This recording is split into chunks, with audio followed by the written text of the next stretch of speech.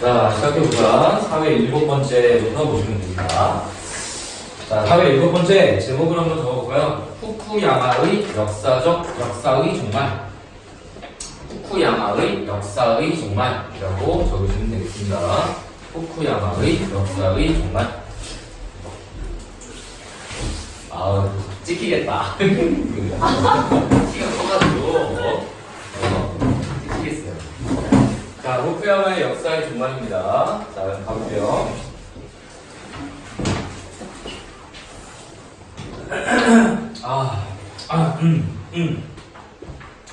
자, 근대의 일부 철학자들은 이렇게 시작합니다. 일부 철학자들은 역사가 일정한 과정을 거쳐 발전하며 그러한 발전의 끝에는 종말이 존재한다고 생각했다.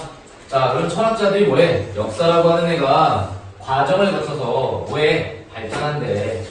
그리고 끝에 가서는 어떻게 되는데? 종말이 뭔데? 자, 그러면 일부 철학자들은 역사는 지속적으로 발전을 하다가 어느 순간에 다다르면 이제 더 이상의 역사의 진전이나 발전은 없고 종말을 한다. 이런 겁니다.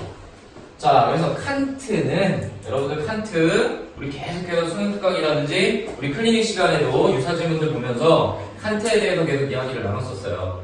칸트는 좀 잘 기억해 주셔야 되겠죠? 칸트 그러면 우리 뭐라고 얘기할 수 있어? 정언명령, 그지? 칸트 그러면 정언명령 떠올라야 됩니다. 자, 칸트는 그의 저서에서 보편적인 역사라는 개념을 제시하고 인류사의 과정 중에서 장기간에 걸쳐 완만하고 점진적인 진화의 발자취를 보이는 규칙적 움직임을 찾으려 하였다. 자, 칸트 뭐요? 보편적인 역사. 자, 보편성이라고 하는 게 뭐야, 얘들아? 개별적이거나 구체적인 것이 아니라 우리가 일반화시키거나 객관화시킬 수 있는 역사를 말한다는 거지. 그러니까 어떤 민족이든 어떤 사회든 어떤 지역이든 간에 우리가 역사라고 말할 수 있는 보편적인 것들을 다루는 그런 역사, 이런 것을 보편적인 역사라고 이야기한다는 겁니다. 자, 이러한 보편적인 역사의 개념을 제시했고 그 다음에 장기간에 걸쳐서 완만하고 점진적인 진화가 이루어진 다음에 규칙적인 움직임을 찾으려 했다. 규칙적 움직임. 자, 칸트의 이러한 입장은 헤겔에게 계승되어 완성되었는데, 자, 칸트의 입장이 헤겔에게 계승됐다고 합니다. 자, 그러니까 여러분들 칸트와 헤겔은 어떻게 생각할까요? 같은 맥이다 라고 생각을 해주셔야 된다는 거죠. 자, 우리 클리닉 때도 얘기했었지만 여러분들 클리닉 교재에 제일 첫 번째 질문이 뭐였는지 기억나세요? 맨 첫 번째 없다. 그게 뭐였어? 그치. 랑케의 실증주의 역사학하고, 그 다음에 헤겔의 역사학을 갖다가 놓고 이야기하는 지문이었죠.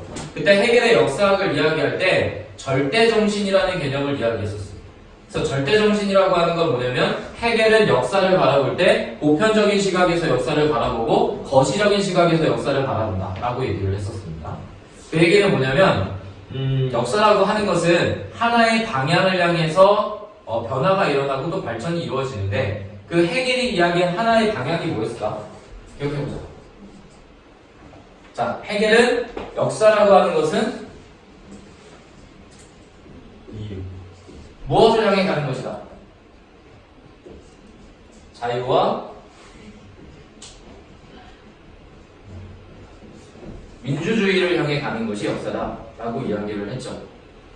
그리고 이 역사가 자유와 민주주의를 향해 가고 있는 이 길은 유일하다, 여러 갈래다.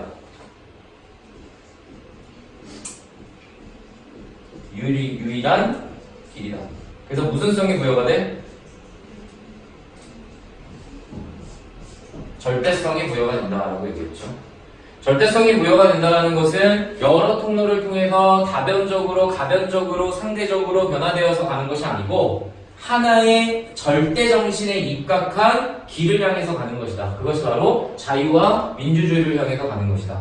그런 것을 우리는 역사라고 한다. 또 반대로 얘기하면 헤겔은 자유와 민주주의에 반하는 예를 들면 왕권통치사회라든지 군주통치사회의 모습으로 변화되어 가는 것은 우리가 역사라고 인정할 수 있다 없다? 없다라고 얘기했다는 거죠. 자, 그런 점을 우리가 살펴보면 칸트가 지금 얘기하는 보편적인 역사의 흐름이나 또 헤겔의 어떤 그런 절대정신에 입각한 그런 역사의 흐름이나 같은 맥락이라는 것을 생각해 볼 수가 있어요. 그래서 여러분들 앞으로 역사학에 대한 부분이 지금 보면 수능 특강에서도 우리 미시사 한번 나왔었죠. 인문에서. 기억나는 미시사, 랑케의 실증주의 역사, 그 다음에 아나라파, 그 다음에 미시사 이렇게 연결되어지는 게 있었잖아요. 그 지문 하나가 있었고 그 다음에 칸트와 헤겔이 연결돼서 우리 클리닉 시간에 첫 번째 질문으로 했었던 그 내용이 있었습니다. 그리고 오늘 배우는 이 수능 특강 지문에도 똑같은 헤겔의 어떤 그런 역사학과 관련된 얘기가 또 있다는 거죠. 그렇기 때문에 선생님 생각에는 인문사회 파트에서 그 역사학이라고 하는 영역은 굉장히 사실 출제됐을 경우에 어렵게 출제되기가 좀 힘든 영역이에요. 그렇게 생각이 들면 역사학에 대해서 출제가 될 수 있는 가능성이 없느냐라고 봤을 때 그렇진 않아요. 출제될 가능성은 충분히 있습니다. 그런데 이것이 그냥 극단적으로 역사학과 관련된 것만 나올 것은 아니고 내 생각은 역사학 플러스 논리 논증 아니면 역사학 플러스 그 다음에 거기에 법이라든지 이런 것들이 같이 엮여가지고 융합 질문으로 나올 수도 있다. 그러니까 여러분들이 지금 계속해서 거론되어지는 철학자들 랑케라든지 아니면 헤겔이라든지 칸트라든지 이런 사람들에 대해서는 좀 잘 정리를 하고 넘어가야 된다는 생각이죠. 자, 그러면 선생님 이렇게 한번 질문 던져볼게요. 여기가 배웠던 거니까. 미시사학자들과 칸트나 헤겔의 입장은 같은 맥입니까? 아니면 다른 맥입니까? 다른 맥이라고 하는 거죠. 미시사는 뭘 대상으로 역사를 이야기했어? 개인, 구체적인 거, 그지? 개별적인 거 이런 것들을 역사로 본다라고 했지. 그러니까 미시사적 시각에서 바라보는 건 어떤 큰 역사의 흐름을 보는 것이 아니라 우리 동네에 있는 김철수 씨, 우리 동네 빵집을 운영하고 있는 김만덕 씨 이런 사람들의 삶에 대해서 조명하면서 서민들에 대한 역사적 흐름을 체크했던 것이 미시사라는 거죠. 그에 반해서 칸트라든지 헤겔이라든지 이런 사람들은 역사의 흐름이라는 것은 절대성을 갖고 하나의 흐름으로 가야 한다. 그리고 그것을 헤겔은 뭐라고 얘기한 거냐면 자유와 민주주의의 방향으로 가는 것이다 라고 얘기했다는 거죠. 자, 그 이야기가 이 지문에서도 똑같이 이제 나오고 있습니다. 자, 한번 계속해서 이어가볼게. 자, 헤겔에게 계승되어 완성되었는데 헤겔은 보편적인 역사를 모든 인간에게 자유가 평등하게 부여되어가는 과정을 이해하고자 했다. 아하, 그러면 보편적인 역사 누가 얘기했어? 칸트가 얘기한 것은 이것은 뭐다? 자유가 평등하게 부여되어지는 과정 이게 이거다라는 거예요. 그러면 칸트가 얘기한 보편적인 역사는 헤겔이 이것을 받았을 때 어떻게 해석했냐면 자유가 평등하게 부여되는 과정으로 해석했다. 그래서 아까 선생님 앞서 말씀드렸듯이 헤겔은 자유와 민주주의를 추구하는 방향으로 역사가 흐르는 것이다 라고 하는 절대 정신을 가지고 있다 라고 생각하시면 됩니다. 자, 헤겔은 역사의 과정에 종점이 존재하며 이 종점은 더 이상 인류가 진화하고 발전할 필요가 없는 상태로서 지상에서 자유가 실현되는 때라고 보았다. 그리고 인간의 자유는 미국의 독립이나 프랑스 혁명 이후 성립된 근대적 입헌 민주주의 국가, 즉 자유민주주의 체제에 의해 실현된다라고 봤다. 자, 그래서 헤겔은 역사의 종말이 있다 없다? 있다라고 말했다. 그 역사의 종말이라고 하는 것은 무엇을 향해 가서 결국에는 어떠한 사회가 이루어지면 역사가 종말됐다라고 말한다? 자유, 민주주의 세계가 이루어지면 역사가 종말됐다고 말한다. 이런 뜻이 되겠습니다.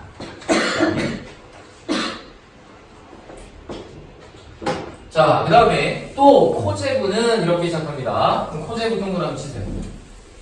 자, 그럼 지금까지 칸트와 누구에 대해서 헤겔에 대해서 이야기를 했고요. 그 다음에 이제 코제부라고 하는 사람에 대한 이야기입니다. 코제부는 프랑스 혁명 정신이 물질적 풍요와 정치적 안정을 이룩한 2차 세계대전 이후 서구의 자본주의 민주주의 체제에서 완전하게 실현되었다고 보았다. 코제부는 프랑스 혁명의 정신이 서구의 자본주의 민주주의 체제에서 완전히 실현되었다고 보았다. 그러니까 프랑스 혁명의 정신은 무엇으로?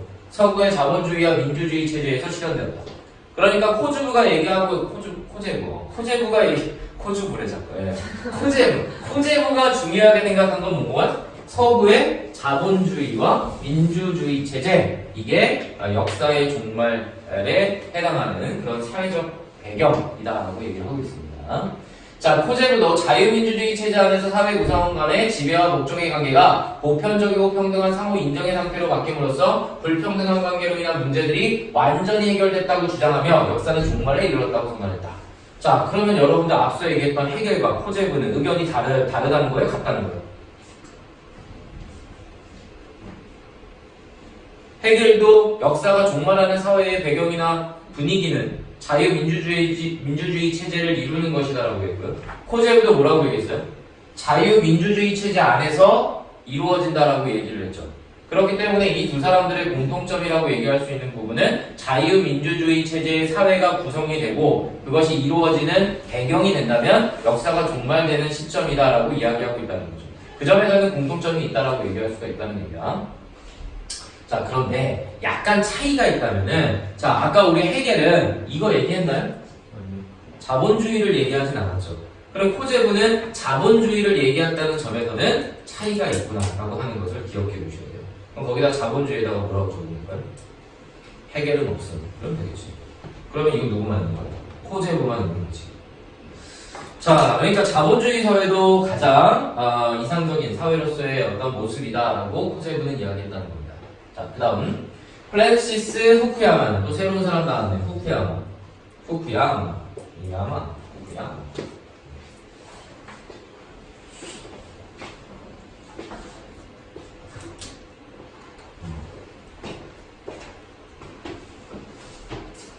후쿠야마는 이러한 칸트와 해겔의 인식에 기초하여, 그러면 얘도 뭐야? 칸트와 해겔의 인식에 기초했다 했으니까 후쿠야마도 칸트와 해겔의 인식과 같은 맥락으로 이야기를 하고 있다라고 생각을 해야 되는 거죠. 그렇죠? 자, 세계사의 발전 과정을 자본주의 체제라는 최종 목표를 향해 발전해온 과정으로 파악하고, 그럼 이게 뭐야? 자본주의 체제라는 최종 목표를 향해. 그러면 후쿠야마는 자본주의 세계, 자본주의 체제가 이룩된 세상, 이런 세상을 뭐라고 줬어? 역사가 종말하는 시기 때가 왔다라고 봤다는 거죠. 자, 해겔과 코제브의 보편사적 역사 틀을 냉전 종식 이후의 세계에 그대로 적용하였다. 후쿠야마는 해겔이나 코제브와 달리 해겔이나 코제브와 달리라고 했으니까 차이점이지. 자, 여러분들 인문사회 지문에서는 항상 뭐야? 어떤 역사가 어떤 철학가가 뭐라고 샬라샬라, 어떤 역사가 어떤 철학가가 뭐라고 샬라샬라, 어떤 역사가 철학가가 뭐라고 샬라샬라, 이러면 얘네들이 얘기한 것에 대한 뭘 우린 찾아야 되고, 뭘 찾아야 돼? 공통점을 찾아야 되고, 또 뭘 찾아야 돼요? 차이점을 찾아야 되는 거죠. 항상 그런 시각으로 우리가 정리를 가는 독서가 돼야 됩니다.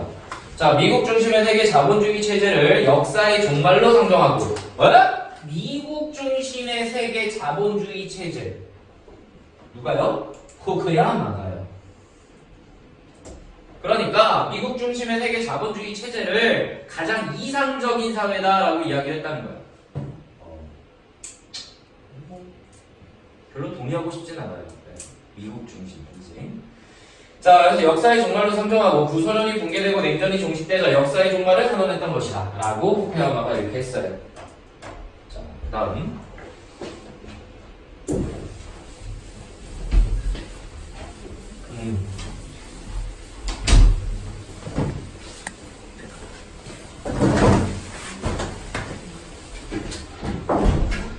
자, 이와 같은 후쿠야마의 선언은 정치적 경제적으로 자유주의의 승리를 선포한 것이었다. 자, 어쨌든 간에 얘는 이렇게 자유주의의 승리를 얘기했대요. 승리? 자, 그는 냉전 종식 이후 전 세계 대부분의 국가들이 자유민주주의와 자유시장을 추구하는 보편적 동질 국가로 될 것이며, 자, 그러니까 이런 것들 하는 자유민주주의와 자본주의를 표방하는 보편적 동질 국가가 될 것이다. 세상에 있는 모든 국가들이 그렇게 생각을 했고, 그럴 것이며, 그 결과 그렇게 돼서 더 이상 이념이나 종교, 민족주의 등에 의한 전 세계적인 갈등은 나타나지 않을 것이라고 전망했다. 이렇게 생각했어, 처음에 후쿠야마가. 그런데 나중에 가서 자기의 생각을 갖다 어떻게 했지? 엎었지. 그 엎은 이유가 바로 이거야. 이거 자체가 이럴 것이라고 전망을 했는데 이 전망이 깨진 거야. 그래서 엎은 거지. 그리고 세계는 공동시장화의 시대를 맞이할 것이며 경제적 손익의 계산, 다양한 문제 해결을 위한 과학기술의 진보, 세련된 소비자의 욕구를 충족시키기 위한 경쟁, 환경 문제 등에 대한 관심이 대두될 것이라고 전망했다. 이러한 그의 전망은 냉전 종식 이후에 급변하는 세계 질서를 미국 중심으로 해석한 것으로 많은 비판과 논란에도 불구하고 현실적으로 큰 영향력을 발휘했다. 특히 냉전체제 이후 미국의 정책 방향 수립과 국익 추구는 물론 전 세계적으로 자유무역을 확대하고 세계 유일의 강대국인 미국 중심의 세계 질서를 구축하는 데 기여했다. 자, 뭐 이런 내용들은 그냥 쭉 읽어주시면서 후쿠야마의 시각을 요약해 주시면 됩니다. 그러니까 후쿠야마는 결국 핵심이 뭐야? 역사의 종말은 미국 중심의 무슨 체제? 자본주의 체제에다 이렇게 얘기를 했다는 거예요. 후쿠야마의 선언에 대한 비판과 논란이 계속되었지만 누구는 후쿠야마는 역사의 종말을 선언한 지 10년이 지난 1996년까지 정치 경제적인 측면에서 자신의 선언이 유효하다고 주장했다. 99년까지. 이따 선생님은 군대에 있었어요. 99년. 여전히 자유민주주의와 자유시장이 현대세계 체제의 유일한 현실적 대안으로 남아있다고 보았기 때문이다. 그러나 최근의 후쿠야마는 생각이 달라졌네. 역사가 종말에 도달했다는 평가를 스스로 철회했다. 철회했다라는 얘기는 자신의 생각을 다시 바꿨다. 그런 말이죠. 그는 현대자연과학의 발전과 관련해 역사의 종말 선언이 핵심적 결점을 지닌다는 점을 인정했다. 결점. 이 결점이 뭔지 알아요? 결점이 뭐냐? 냉전 종식 이후 자연과학의 급속한 발전과 함께 지역, 국가, 사회 공동체 내에서 이전에 경험하던 문제들이 반복되어 나타났기 때문이다. 자, 그럼 이유가 뭐야? 이거서부터 때문이라고 하지. 이게 이유야. 이게 이유야. 그러니까 이게 뭐야? 이게 결점이에요. 결점. 과학의 급속한 발전과 함께 지역, 국가, 사회 공동체 내에서 이전에 경험했던 문제들이 계속 반복되어 나타났다. 그럼 우리가 앞에 문단에서 이야기했던 아까 그런 부분들입니다. 하지만 후쿠야마 스스로 역사의 종말 선언을 철회했음에도 불구하고 변화하는 현실 세계를 새로운 거시사적 틀을 통해 해석하려 했다는 점에서 거시사적 틀을 통해 자 이게 뭐야?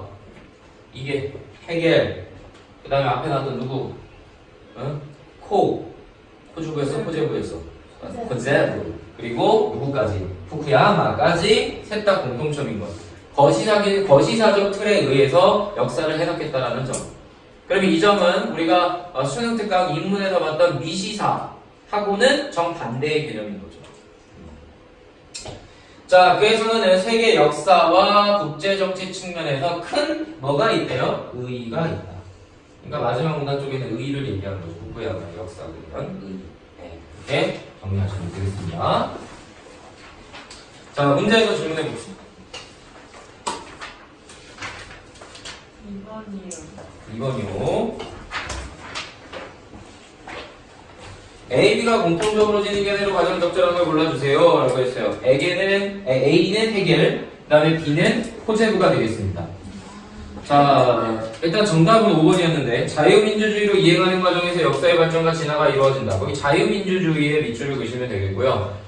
해겔이나 코제부나 둘 다 자유민주주의를 가장 이상적인 사회의 모습으로 이야기했다는 점이 본문에 제시가 되어 있기 때문에 5번으로 우리가 볼 수 있습니다. 자, 몇 번이라고 혹시 몇 번 선택지 해가 헷갈렸습니까? 1번. 역사의 종말은 자본주의 체제에 실현된다. 자본주의 체제에 대해서 이야기한 건 코제부는 자본주의를 언급했어요. 네, 그런데 해겔은 자본주의를 언급하지를 않았어요. 그죠? 그래서 그렇게 구별해 주시면 되겠네요. 자, 또 질문? 4번.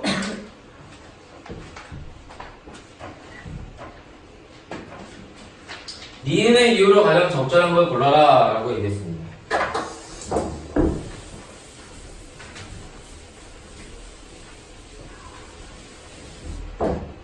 자, 우리 아까 읽었던 부분에서 설명을 잠깐 하긴 했는데 니은 다시 한번 보시면 현대 자연과학의 발전과 관련해 역사의 종말 선언이 핵심적 결점을 지닌다 라고 하는 니은의 이유를 찾으라는 거죠.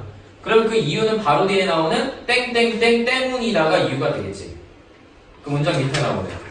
다시 한번 보세요. 그럼 뭐라고 되어 있어요? 냉전 종식 이후 자연과학의 급속한 발전과 함께 지역, 국가, 사회 공동체 내에서 이전에 경험했던 문제들이 반복되어 나타났기 때문에 결점이 있다고 인정한 거잖아요. 그죠?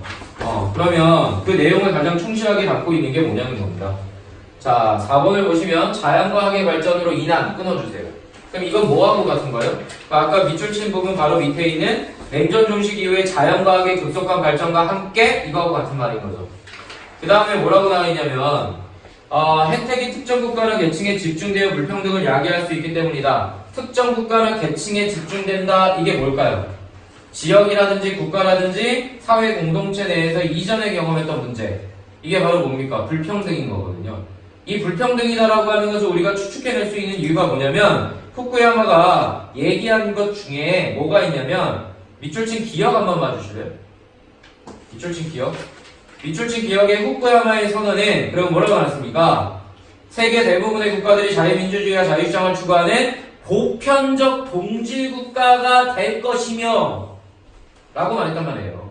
그럼 보편적 동질국가가 된다는 건 국가들끼리의 수준 차이가 있거나 아니면은 차별이 있거나 뭔가 그런 것들이 없는 동질의 평등한 사회가 구성될 수 있다라는 생각을 갖는다는 거잖아요. 그죠? 네, 그런 것들을 따지고 보면 정확한 답은 4번으로 해석해 볼 수가 있다. 자, 됐나요? 자, 그 다음에 두 번째 질문으로 갈게요. 소연이 왜 안 와? 좀 늦는데요. 아, 그래요?